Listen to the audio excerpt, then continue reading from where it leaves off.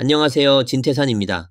중국 공산당 제20차 전국 대표 대회 이후 중국의 정치 경제 환경은 계속해서 악화되고 있으며 내부 권력 투쟁이 날로 격화되고 있습니다. 고위 관료부터 일반 시민까지 사회 전체가 현재 상황에 대한 불만과 불확실한 미래에 대한 불안감으로 뒤덮여 있습니다. 각 세력은 기회를 엿보고 있으며 마치 이 모든 것을 바꿀 순간을 기다리는 듯합니다.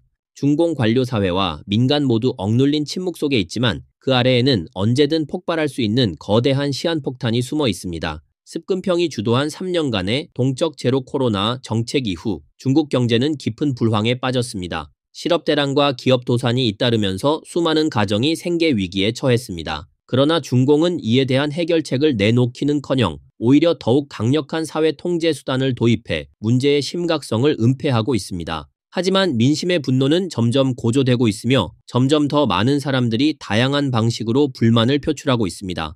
국제인권단체 프로텍트 디펜더스가 올해 초 발표한 보고서에 따르면 2012년 습근평 집권 이후 중국을 떠나 망명을 신청한 사람들의 수가 폭발적으로 증가했으며 누적 100만 명을 돌파했습니다.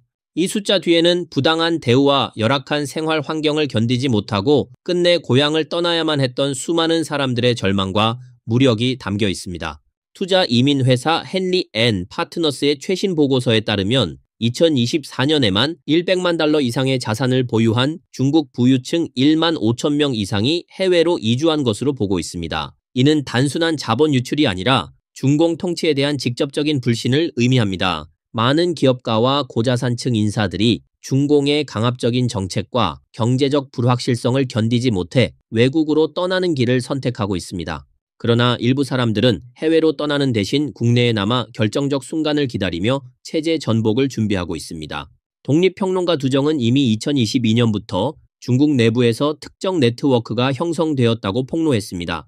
이 네트워크는 문화계 인사, 중견 관리, 심지어 경찰들로 구성되어 있으며 이들은 보안성이 높은 통신 도구를 사용하여 민주주의에 대한 논의를 진행하고 일반 국민들에게 민주적 사고를 전파하는 활동을 펼치고 있습니다. 이들은 비폭력적인 불복종 운동을 원칙으로 삼고 있지만 정권을 바꿀 결정적 순간이 오면 반드시 행동에 나서야 한다는 입장을 견지하고 있습니다. 또한 일부 사람들은 무장 봉기만이 유일한 해결책이라고 보고 있습니다. 중공 군대 내부의 부패와 불만은 이미 공공연한 비밀이며 사고가 깨어있는 많은 기층 장교와 병사들이 현 체제에 대해 극도로 불만을 품고 있다는 것이 밝혀졌습니다. 그들은 중공 군대의 부패가 이미 돌이킬 수 없는 수준에 도달했다고 판단하고 있으며 매관매직이 만연해 유능한 인재들이 중용되지 못하는 구조가 문제의 핵심이라고 보고 있습니다. 중앙군사위원회 정치공작부의 전임 주임이었던 장량과 묘화가 차례로 숙청된 사건은 중공 내부의 불안정성을 여실히 드러냈습니다. 익명의 정보에 따르면 일부 군 장교들은 두 가지 시나리오를 대비하여 결정적인 행동을 준비하고 있다고 합니다. 첫 번째, 중공이 대만과 전쟁을 벌일 경우, 두 번째, 습근평이 갑자기 사망하거나 당내 권력 투쟁이 극심해질 경우 이러한 정황은 중국 군 내부에도 체제에 대한 반발 세력이 존재하며 결정적 순간을 기다리고 있음을 시사합니다. 중공의 부패는 곳곳에 만연해 있으며 중앙에서 지방에 이르기까지 모든 계층의 관료들이 권력을 이용해 사리사욕을 채우고 있습니다. 부동산 업계의 붕괴, 지방정부의 재정위기, 의료교육 등 공공서비스의 전면적 후퇴는 중공체제의 무능과 실패를 더욱 적나라하게 드러내고 있습니다. 농촌에서는 농민들이 과도한 세금 부담과 강제 토지 강제 징수에 시달리고 있으며 도시에서는 일반 임금 노동자들이 높은 집값과 낮은 임금으로 고통받고 있습니다. 많은 시민들이 기본적인 생활 보장조차 받지 못하는 상황에서 불만의 목소리가 커지고 있습니다. 올해 초 중공중앙군사위원회 부주석인 하위둥은 군기위원회 확대회의에서 습근평 중앙의 권위를 유지해야 한다고 강조하며 정군이 군사위원회 주석 책임제를 철저히 따를 것을 촉구했습니다. 동시에 그는 반부패 추진을 언급했는데 이는 표면적으로는 군대 내 부패 척결을 목표로 하는 것처럼 보이지만 실제로는 군 내부의 불만과 불안 요소를 달래는 데 더 중점을 두고 있습니다. 현재 중공의 통제 방식은 점점 공포 조성과 강압적 수단에 의존하고 있으며 이는 오히려 체제 내부의 불안정성과 취약함을 더욱 부각시키고 있습니다. 습근평의 집권 위기가 점점 더 심화되고 있습니다. 제20차 당대회 이후 1년도 채 지나지 않아 습근평 측근 그룹 내에서 여러 차례의 권력 투쟁이 발생하였으며 수십 명의 고위 장성과 군수 시스템의 고위층이 조사를 받았습니다. 특히 국방부장인 위봉화와 이상복이 연이어 낙마한 것은 습근평의 군대 장악력이 약화되고 있음을 보여줍니다. 또한 중앙군사위원회 위원 겸 정치공작부 주임이었던 묘화의 갑작스러운 퇴진 역시 중공 내부의 불안정성을 더욱 부각시키고 있습니다. 이러한 상황은 중공의 통치 기반이 점점 더 취약해지고 있음을 시사합니다. 습근평의 강압적인 통치는 겉으로 보기에는 단단해 보이지만 실제로는 수많은 위기 속에 놓여 있습니다. 국민들의 불만이 날로 높아지고 있으며 사회 각 계층 간의 갈등 역시 더욱 심화되고 있습니다. 특히 경제 침체와 부정부패가 만연한 상황에서 중공 정권의 정당성은 빠르게 상실되고 있습니다. 눈여겨볼 점은 점점 더 많은 국민들이 비밀리에 행동을 계획하며 결정적인 순간에 중공 정권을 무너뜨리려 한다는 것입니다. 비폭력 저항이든 무장 봉기든 그들의 목표는 같습니다.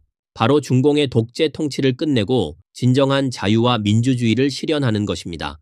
중공의 부정부패는 이미 뿌리 깊이 자리 잡아 회복이 불가능한 상태에 이르렀습니다. 각각의 부패 사건 뒤에는 보통 국민들의 삶이 악화되고 희망이 꺾이는 비극이 자리 잡고 있습니다. 그리고 바로 이러한 장기간의 억압과 착취가 점점 더 많은 사람들이 거리로 나와 자신의 권리와 미래를 위해 싸울 것을 선택하도록 만들고 있습니다. 중공의 통치는 이제 종말을 향해 가고 있으며 역사의 흐름은 막을 수 없는 것으로 보입니다. 앞서 언급한 내용 외에도 중공의 부정부패는 사회 질서의 전반적인 붕괴를 초래하고 있습니다. 많은 지역에서 지방 관료들은 권력을 남용하며 사리사욕을 채우고 심지어 공공자산을 노골적으로 횡령하고 있습니다. 예를 들면 지방정부는 대규모 강제 토지 강제 징수와 철거를 통해 농민들의 토지 권리를 박탈하고 이렇게 강제 징수된 토지는 개발업자들에게 팔려 일부 특권층의 이익으로 돌아가고 있습니다.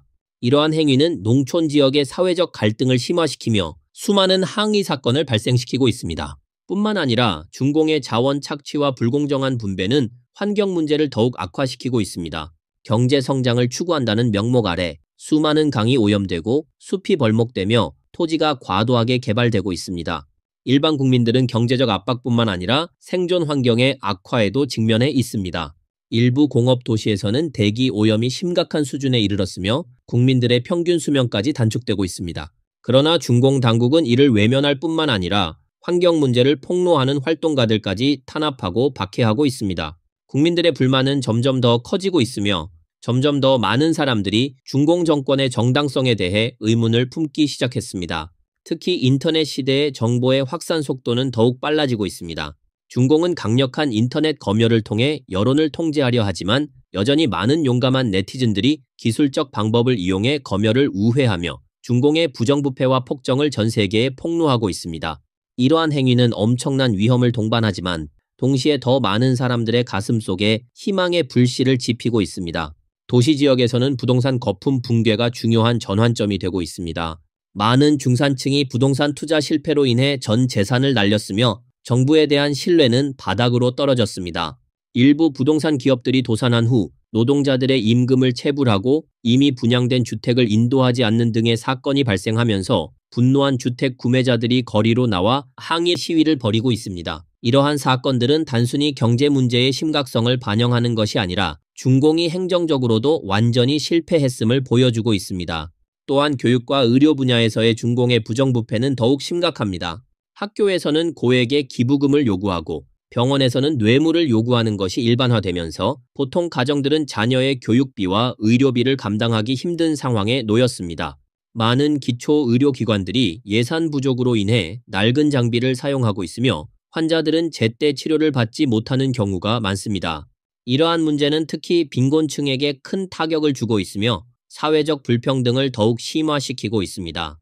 동시에 중공 내부에서는 권력 투쟁이 지속적으로 격화되고 있으며 당내 파벌 간의 갈등이 점점 더 두드러지고 있습니다. 습근평은 자신의 권력을 더욱 공고히 하기 위해 끊임없이 정적을 숙청하고 있으며 이로 인해 관료사회 전체가 극도의 불안 속에 놓여 있습니다. 영국에 거주하는 중의학자 서영은 주역 연구에 조예가 깊습니다. 그녀는 2023년 연말의 습근평이 2024년 집중적인 비판을 받을 것이지만 당장은 권좌에서 물러나지 않을 것이라고 예측했습니다. 하지만 2025년이 되면 습근평은 큰 어려움에 직면할 가능성이 높으며 결국 권력을 잃을 것이라고 합니다. 그리고 그를 대체할 사람은 중공체제 내부에서 등장할 것이며 그는 공산주의 요소를 제거하기 시작할 것이라고 합니다. 영국 예언가 크레이그 해밀턴 파커는 2025년에 대한 예측을 내놓으며 자신이 영계에서 본 중국 지도가 연기로 덮여 있었다고 말했습니다. 그는 이것이 중국에서 내전이 발생할 가능성을 의미한다고 해석했습니다. 또한 현재 습근평의 상태가 심상치 않으며 건강 문제를 겪고 있거나 정치적 저항을 받고 있을 가능성이 있다고 주장했습니다. 상보의 저자 두정은 해외에서 중공 정권 붕괴에 대한 예언이나 루머가 확산되는 것은 그 자체로 민심과 민의를 반영하는 것이며 중국을 떠난 100만 명 이상의 이민자들도 이러한 분위기를 보여주고 있는 것이라고 분석했습니다. 미중 관계를 다시 살펴보겠습니다. 미국 대통령 도널드 트럼프의 취임식이 1월 20일에 열렸으며 같은 날 중공 당수 습근평도 정치국 회의를 소집했습니다. 트럼프 대통령이 취임 선서를 한 지 몇 시간 후 습근평은 러시아 대통령 블라디미르 푸틴과 화상회담을 가졌습니다. 일부 분석가들은 트럼프 대통령이 취임하자 습근평은 위기감을 느꼈고 이에 따라 두 개의 긴급 회의를 소집하여 트럼프 정부에 어떻게 대응할지를 논의한 것이라고 해석하고 있습니다. 시사평론가 진파공은 이에 대해 습근평이 과거의 수법을 다시 사용하고 있다고 지적했습니다. 그는 트럼프 대통령이 첫 번째 임기 동안 김정은을 설득하려 했던 점을 언급했습니다. 트럼프 대통령은 김정은에게 사회주의 독재 체제를 포기하고 시장 경제를 받아들여 국제사회에 합류할 것을 제안했으며 미국도 북한을 도울 의향이 있음을 밝혔습니다. 그러나 그 전제 조건은 북한이 핵무기를 완전히 포기하는 것이었습니다. 원래 김정은과 습근평의 관계는 냉랭한 편이었습니다. 그러나 습근평은 갑자기 김정은을 북경과 대련으로 초청하여 4차례 회동을 가졌습니다. 당시 왕호영을 내세워 끊임없이 설득했으며 대량의 물자를 제공하면서 김정은이 트럼프 대통령과 합의하지 못하도록 막는 데 총력을 기울였습니다. 결국 김정은의 발목을 붙잡는 데 성공했습니다. 이후 트럼프 대통령과 김정은이 베트남 하노이에서 회담을 가졌을 때 회담은 단 30분 만에 종료되었습니다. 당시 김정은은 핵무기를 모두 폐기했다는 목록을 제출하며 습근평의 조언에 따라 미국을 속이려 했습니다. 그러나 트럼프 대통령은 즉시 다른 목록을 꺼내들며 미국은 북한이 60여 개의 핵무기를 숨겨두고 있다는 사실을 정확히 파악하고 있었습니다. 이를 완전히 폐기해야만 협상이 가능하다라고 밝혔습니다. 이 말을 듣고 김정은은 그 자리에서 당황했고 이후 다시는 중국을 방문하지 않았습니다. 현재 트럼프 대통령이 푸틴 대통령과 회담하여 러시아 우크라이나 전쟁을 해결하려 하고 있습니다. 그러나 이와 관련하여 두 가지 좋지 않은 소식이 전해지고 있습니다. 첫 번째는 푸틴이 우크라이나와의 협상을 원하지 않는다는 것이며 두 번째는 습근평이 배후에서 방해하고 있다는 점입니다. 습근평은 푸틴을 설득하여 미국에 맞서도록 유도하고 있으며 전쟁 물자를 제공하는 것을 무기로 푸틴을 협박하고 있습니다. 즉 김정은에게 사용했던 전략을 그대로 푸틴에게 적용하고 있는 것입니다. 과거 습근평은 김정은이 중국을 버리고 미국과 협력하는 것을 막는 데 성공했습니다. 이번에도 러시아가 중국을 떠나 미국과 협력하는 것을 방해하려는 것이 과연 성공할 것인지 지켜볼 일입니다. 과연 트럼프 대통령은 이러한 점을 간파하고 있을까요? 진파공은 습근평은 다양한 계략을 숨기고 있으며 단순한 투쟁 철학이 아니라 복잡한 정치적 전략을 활용하여 트럼프의 국제 전략을 방해하려 한다고 경고했습니다. 그러면서 트럼프 진영은 이에 대해 깊이 인식하고 대응해야 한다고 강조했습니다. 오늘 영상은 여기까지입니다. 시청해 주셔서 감사합니다.